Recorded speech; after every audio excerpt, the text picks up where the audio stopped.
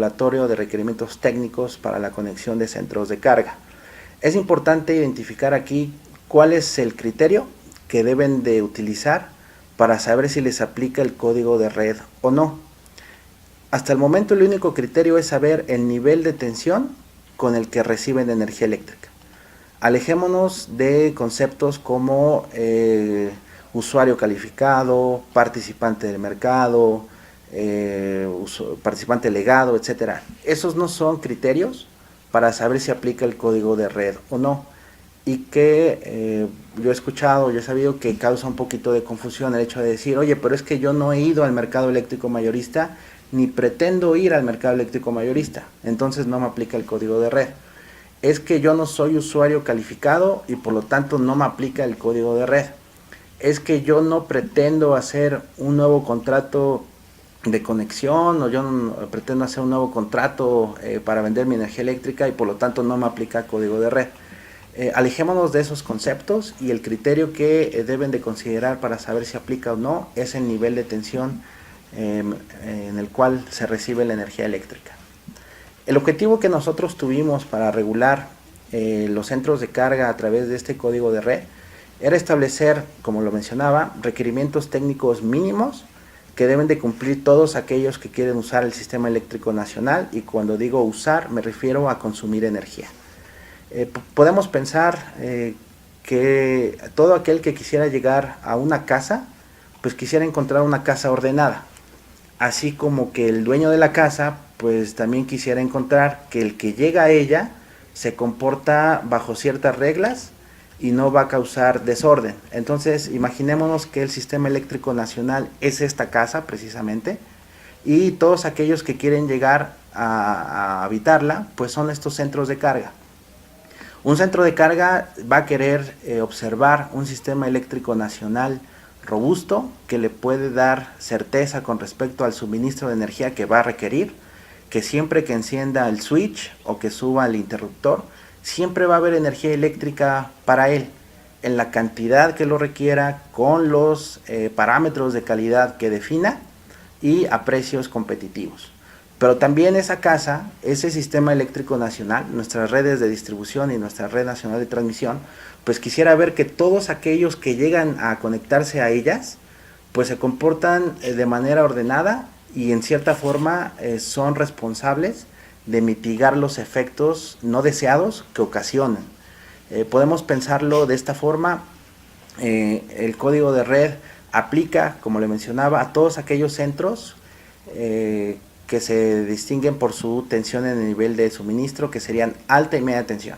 Entonces, tomando ese criterio como, digamos, certeza para saber sobre la aplicación del código de red, dejemos de lado cosas de baja tensión, dejemos de lado términos como usuarios calificados, participación en el mercado eléctrico mayorista, contratos de venta de energía, dejémoslo eso a un lado y centrémonos ahora en los niveles de tensión mediante los cuales se recibe el suministro de energía. Todos los requerimientos que nosotros hemos escrito en el código de red están referenciados al punto de conexión, y esto es muy importante. No se debe entender que el código de red se mete a regular los procesos productivos o todas aquellas tareas mediante las cuales se consume energía. Nosotros no vamos a regular qué es lo que está instalado al interior de una fábrica. Nosotros no vamos a regular qué es la forma de operación de ciertos motores en una industria. Nosotros nos alejamos de eso. Nuestra referencia es el punto de conexión. El punto de conexión se entiende como el punto eléctrico donde se une el usuario al sistema eléctrico nacional. Por definición, ese punto pertenece al sistema eléctrico nacional. Ese punto es parte de la red nacional de transmisión o de las redes generales de distribución. También aprovecho para mencionar que con respecto a la utilización de energía eléctrica, hay una norma oficial mexicana que tutela la Secretaría de Energía, es la NOM 001-CD, utilización de energía eléctrica, que esa sí regula la forma en que se utiliza la energía. El código de red no interfiere con ninguna norma, no interfiere con especificaciones técnicas, y lo que nosotros regulamos es el punto de conexión. En el punto de conexión van a ser exigibles todos los requerimientos que se tienen por parte de los centros de carga. Por supuesto que estos centros tendrán que actuar con respecto a sus propios mecanismos de consumo para que finalmente este se vea reflejado como cumplimiento de ciertos de los requerimientos que apliquen en el punto de conexión. Esto es bastante relevante, entonces no crean que la CRE va a ir a meterse a las fábricas, no crean que vamos a ir a revisar los procesos que ustedes han implementado, qué tipo de máquinas tienen instaladas. No, la CRE solo va a ver en el punto de conexión, en el punto donde ustedes se unen al Sistema Eléctrico Nacional, el cumplimiento de todos estos requerimientos. Hay que mencionar, aquí dos grandes grupos, a su vez, de a quienes les aplica el código de red en cuestión de centros de carga. Aquellos centros de carga que vayan a llegar al Sistema Eléctrico Nacional tienen que cumplir con el código de red, digamos, a partir de que quieran tener o declaren su entrada en operación comercial. Si alguien ya estaba conectado en el Sistema Eléctrico Nacional y pidió alguna modificación con respecto a su, digamos, a su carga contratada, al nivel de tensión que quieren recibir energía, al punto donde la quieren recibir, entonces la fecha de cumplimiento del código de red es hasta que terminen todas esas obras que les van a definir en los estudios de conexión y que se refieren a los procesos administrativos que yo les mencionaba. Nosotros en la CRE vigilaremos el cumplimiento del código de red para los nuevos centros de carga, pues en la fecha en que ya entraron a consumir energía de manera permanente en el Sistema Eléctrico Nacional. Y para aquellos que solicitaron alguna modificación, entendiéndose cambiar su nivel de tensión de alimentación, incrementar su nivel de demanda o modificar su punto de conexión, pues el cumplimiento se verificará una vez que se completen todas las tareas relacionadas a estas modificaciones. De manera similar tenemos otro grupo de centros de carga que se refiere a todos aquellos que ya estaban conectados al sistema, que ya estaban operando antes de que se publicara este código de red. Es decir, todos aquellos que estaban conectados antes del 8 de abril del 2016 y que no quieren hacer alguna modificación, para ellos está dirigido un plazo transitorio de cumplimiento que fue de 3 años, a partir de la publicación del código de red en el Diario Oficial de la Federación, y ese plazo pues precisamente vence el 9 de abril de 2019. Presento a continuación un extracto del documento del código de red donde se menciona lo que yo hacía alusión. Estos usuarios, los que no cumplen o no cumplían en su momento con los requerimientos del código de red cuando fue publicado, pues nosotros entendimos que ciertos cambios no pueden ser realizados de la noche a la mañana, que ciertos cambios pueden implicar tomar acciones por parte de aquellos que consumen energía para poder cumplir.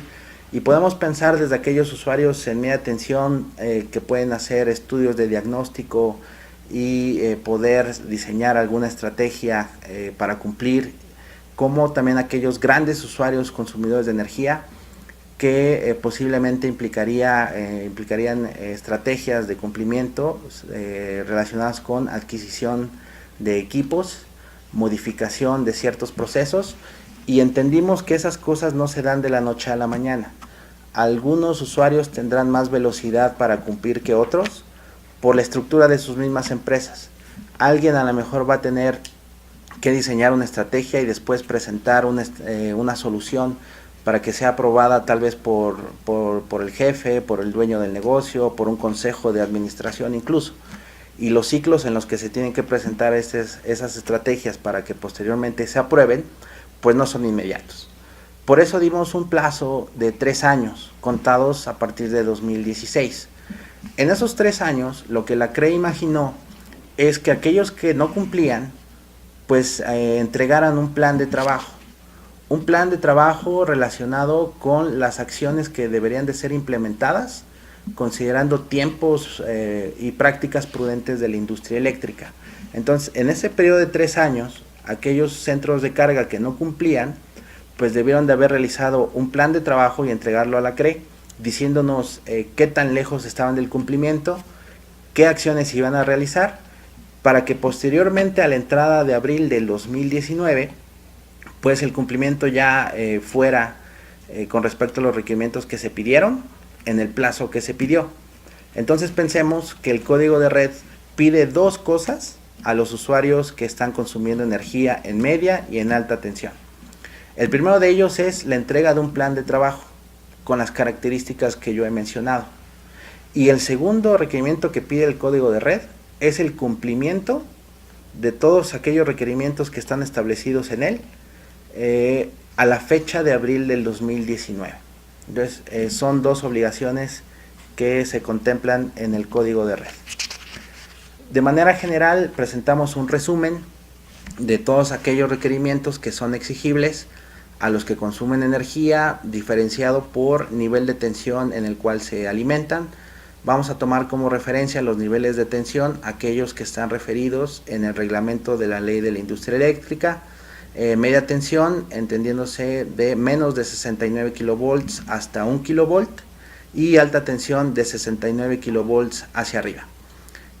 Tenemos muchos requerimientos tal vez escritos en este código de red y podemos agruparlos en los siguientes grupos. El primero de ellos se relaciona con la tensión eléctrica, posteriormente la frecuencia, algunas consideraciones para el cortocircuito.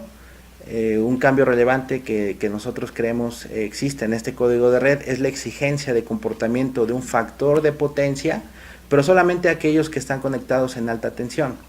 Verificar que se cuenten con las protecciones adecuadas, requerimientos de control, por lo menos de manera muy general para aquellos que quisieran tener alguna participación con respecto a programas de demanda controlable, y un aspecto bastante relevante que es la calidad de energía, y refiriéndonos a armónicos, flicker y desbalance de corriente. Quiero detenerme un poco en esta lámina porque es importante explicar que todo lo que se escribió en el código de red no salió, digamos, de la nada. No quisimos inventar el hilo negro, más bien lo que nosotros hicimos es tomar todas aquellas referencias técnicas que ya existían para el sector y las plasmamos en el código de red.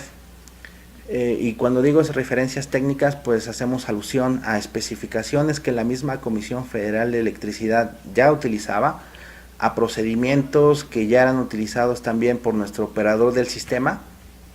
Entonces simplemente nosotros los actualizamos y los pusimos en un código de red, y de manera muy específica la calidad de energía retoma muchos requerimientos de los que estaban publicados en una especificación de la CFE que data de 1995, que es la L4045.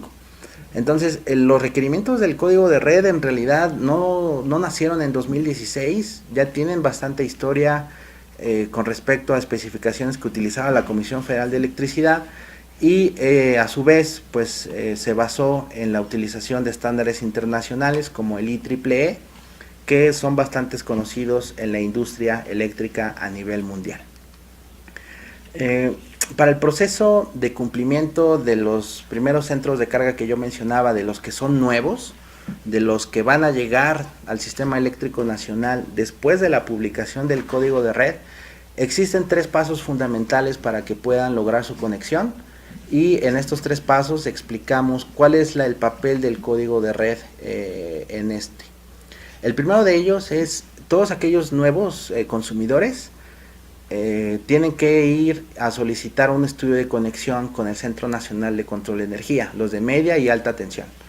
Algunos estudios serán apoyados por la Comisión Federal de Electricidad y Distribución, y el objetivo de estos estudios es que se definan los requerimientos de infraestructura necesarios para que quien llega a esa casa, como lo mencionaba, pues llegue de manera ordenada y que los efectos que provoque sean mitigados. Entonces, precisamente este es el paso número 2, que se les defina una infraestructura. Si bien el SENACE es el responsable legalmente de hacer esos estudios, podemos pensar también que la Comisión Federal de Electricidad y Distribución pues tiene un papel relevante para atender principalmente a los usuarios que llegan a conectarse en media tensión, Y una vez que se tiene definida esa infraestructura, se tiene que verificar el cumplimiento del código de red. Entonces, previo a la conexión permanente o a la entrada en operación comercial, se tiene que cumplir el código de red. Y para eso, pues el SENACE verifica mediante ciertas pruebas que efectivamente el proyecto o el consumidor se esté comportando conforme al código de red y que los efectos no deseados que pudieran presentarse en la red van a ser efectivamente mitigados. Ahora me refiero al segundo punto relacionado con aquellos usuarios, aquellos centros de carga que estaban conectados al sistema eléctrico nacional antes de que se publicara el código de red. Aquí para ellos es relevante considerar ciertas acciones que están encaminadas a la presentación de un plan de trabajo. Creemos que un primer paso debe ser un análisis o diagnóstico del cumplimiento de requerimientos que tienen, y como ejemplo estamos tomando aquellos que se refieren a la calidad de energía con la cual se está consumiendo esta. Entonces partamos de un análisis diagnóstico para que posteriormente en el paso número 2 determinemos qué tan lejos estamos del cumplimiento, si es que estamos incumpliendo. Entonces sepamos qué nos toca, después sepamos qué tan lejos estamos de cumplir lo que nos toca, y posteriormente debería de prepararse en el punto número 3 las acciones de mitigación que están enfocadas a lograr el cumplimiento pleno del código de red, que se traduce en la presentación de un plan de trabajo. Este plan de trabajo es el mismo que nos referíamos del código de red, que debería de presentarse a la Comisión Reguladora de Energía, considerando prácticas prudentes y de la industria eléctrica. Entonces, cuando decimos prácticas prudentes, queremos mencionar pues que todos aquellos que hemos estado en campo y que a lo mejor hemos solicitado cotizaciones de equipo eléctrico y que hemos puesto órdenes de compra, pues entendemos que hay ciertas cosas a las que estamos expuestos. Por ejemplo, una práctica prudente es considerar fechas estimadas de cumplimiento, porque si se va a encargar equipo, las entregas se dan en tiempos estimados, y una vez, aunque se cumpla el tiempo estimado, se prueban esos equipos y posteriormente no desempeñan la tarea que se esperaba, pues a lo mejor vamos a empezar a hacer alusión a vicios ocultos, defectos de fabricación, etcétera, y vamos a tener que reemplazar esos equipos. Nosotros en la Comisión Reguladora de Energía entendemos que muchos planes de trabajo pueden estar sometidos a estas condiciones. Entendemos que estos programas de trabajo, estos planes de trabajo son flexibles, son dinámicos. No debe de entenderse que la entrega de un plan de trabajo es algo escrito en piedra y decir, híjole, a lo mejor le dije a la CRE que iba a comprar un banco de capacitores y después me di cuenta que había otra alternativa mejor por la cual yo puedo optar. Pues simplemente se puede hacer un alcance de ese plan de trabajo que se puede entregar a la Comisión Reguladora de Energía, y nosotros lo tomaremos nota y daremos seguimiento a este mismo plan, que referente a ello se publicó recientemente en nuestra página de internet una guía informativa sobre lo que debería ser un plan de trabajo. Esta guía informativa está disponible en la página electrónica de internet de la Comisión Reguladora de Energía. Estamos tratando temas muy generales, desde saber qué criterio utilizar para entender si me aplica o no el código de red, qué pasos son aconsejables seguir y cómo debo dirigir el escrito o el archivo electrónico a la Comisión Reguladora de Energía.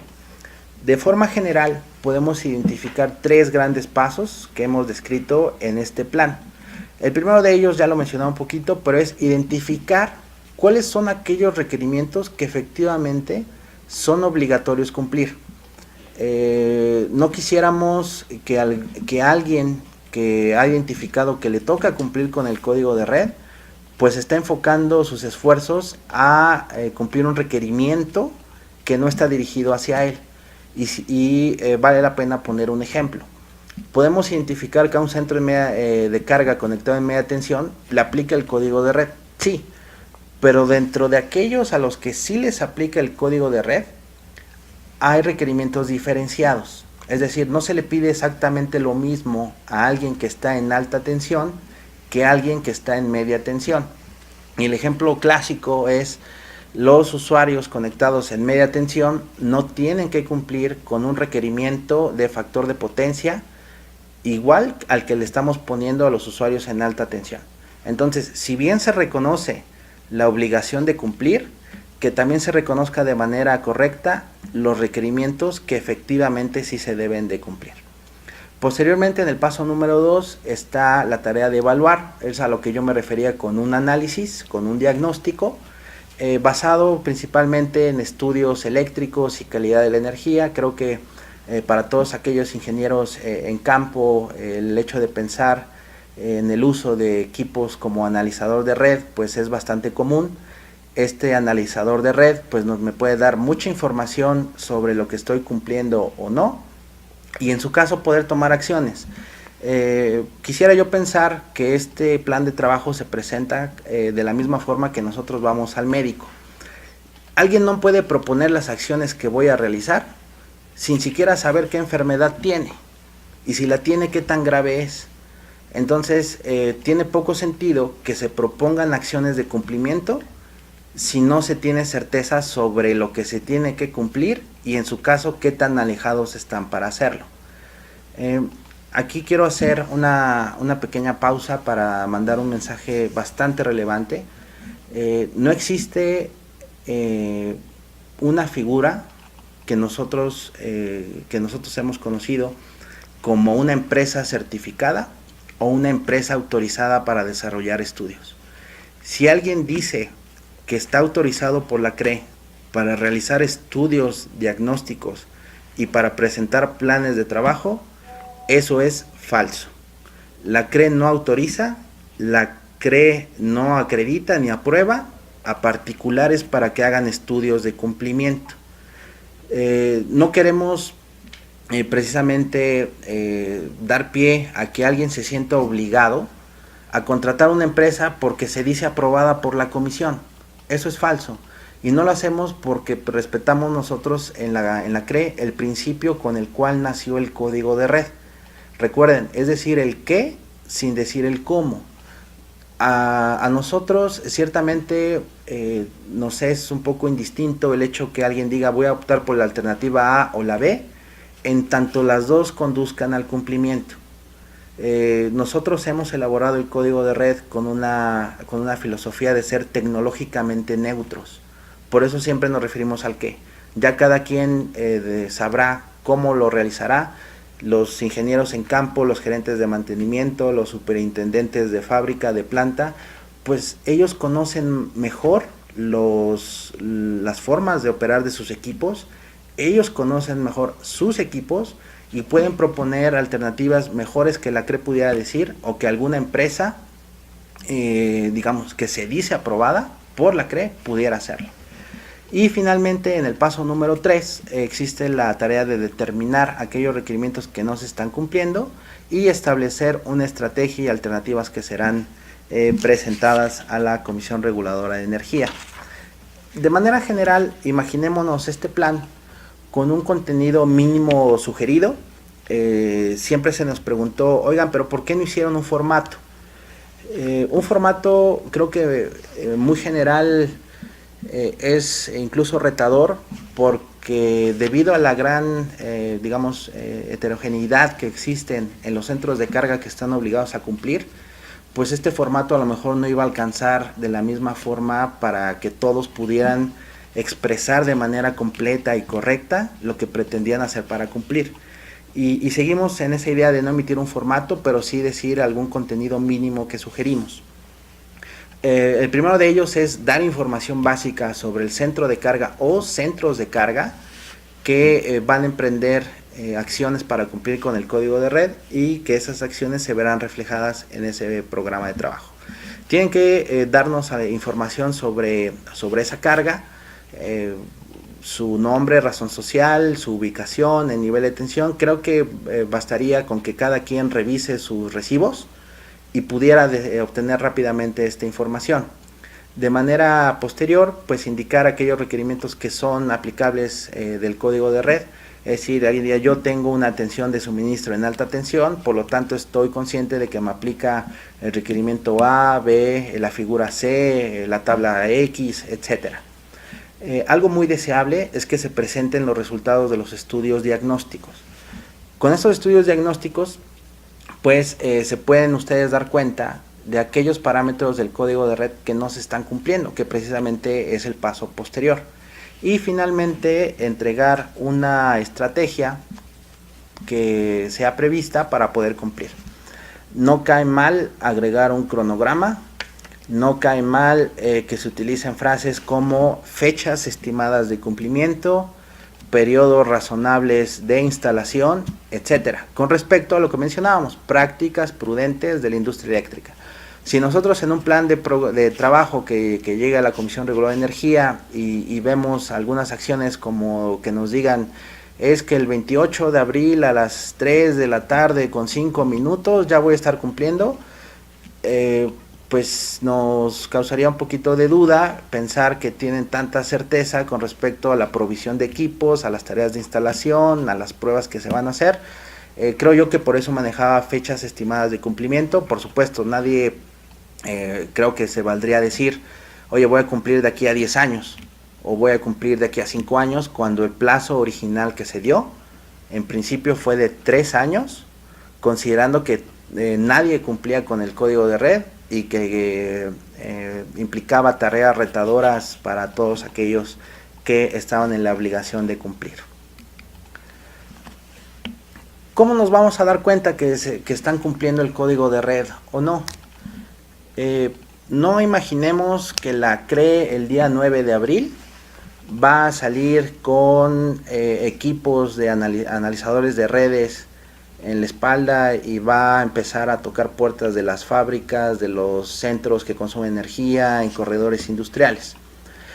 Nosotros contamos con ojos en el sistema y nuestros ojos son los sistemas de medición que están instalados actualmente en la infraestructura eléctrica. Entonces, actualmente nosotros ya contamos con información que nos brinda el SENACE a través de sus sistemas EMS-SCADA con respecto al comportamiento de distintas cargas que están obligadas a cumplir el código de red. Por supuesto que en este periodo pues no se menciona nada, puesto que se menciona que el cumplimiento va a ser exigible a partir de abril de este año. Entonces, nosotros queremos aprovechar la infraestructura ya instalada de medición para poder monitorear el cumplimiento. Y no solamente el SENACE nos apoya en estas tareas, por supuesto contamos con el apoyo de CFE Transmisión, de CFE Distribución, para poder ver el comportamiento eléctrico en el punto de conexión. Por eso es importante entenderlo. ¿Dónde se debe de cumplir el código de red? Es el punto donde se unen ustedes al sistema eléctrico nacional. Y es precisamente en esos puntos donde existen los sistemas de medición. Por supuesto que también como autoridad de confiabilidad en México, nosotros podemos coordinar visitas de inspección para evaluar principalmente el cumplimiento de estos centros de carga. Y estas visitas no deben entenderse como una acción, digamos, llegamos un día por la mañana y decimos, oye, vengo a ver si estás cumpliendo o no, y ahí mismo empezar a medir y decir, en estos 5 minutos sí cumples, en los siguientes minutos no cumples, ahora sí, ahora no. Más que nada las tareas de verificación o de inspección que haga la CRE van a ser sobre el cumplimiento ex post del código de red. Entonces, algo que sí pudiera pasar es que la CRE solicitara información del comportamiento, voy a inventar, del primer trimestre del 2020 de alguien que sabemos que tiene que cumplir el código de red y que no ha entregado un plan de trabajo. Pues nosotros diremos, oye, el trimestre pasado el comportamiento fue registrado con estos sistemas de medición. Los usuarios que tengan problemas con la calidad de suministro, que es un tema bastante recurrente que ha salido en discusiones de código de red, pues pueden acercarse a la Comisión Reguladora de Energía y nosotros vamos a hacer un análisis de la problemática, porque como lo mencionaba, el código de red convive con otras disposiciones, en este caso con las disposiciones de suministro de energía eléctrica. Yo mencionaba, oye, en esta casa que se llama Sistema Eléctrico Nacional y al que todos quieren llegar, pues hasta el momento parece que Héctor nos está diciendo, oye, y las personas que llegan, y las personas que llegan, y solo ha hablado de las obligaciones de las personas que llegan, pero no ha dicho nada de las obligaciones del dueño de la casa. Y es precisamente que también el código de red pone obligaciones a nuestro transportista, a nuestro distribuidor, pues para que se tengan niveles aceptables de calidad en las redes generales de distribución. De manera general, un tema que ha sido bastante recurrente es los incumplimientos y las sanciones. Aquí quiero dejar muy clara una idea. El código de red no es el que en sí mismo impone la sanción. El código de red es el que hace referencia a la sanción que se impuso en la ley de la industria eléctrica desde el 2014. Entonces, el código de red solo hace referencia a esa sanción y está establecida en el artículo 165 de la LIE, y se observa que es una de las mayores sanciones con respecto al incumplimiento de código de red, que pudiera llegar a ser pues tan grande como del 2 al 10% de los ingresos brutos percibidos el año anterior, cuando sean incumplimientos graves a juicio de la CRE, y una multa de 50,000 a 200,000 salarios mínimos. Todavía se utilizaba la referencia de salarios mínimos con respecto al incumplimiento, digamos, general de estas disposiciones. Hemos publicado en la página de electricidad de la Comisión Reguladora de Energía, como le mencionaba, esta guía. Siempre alentamos a que se pueda consultar y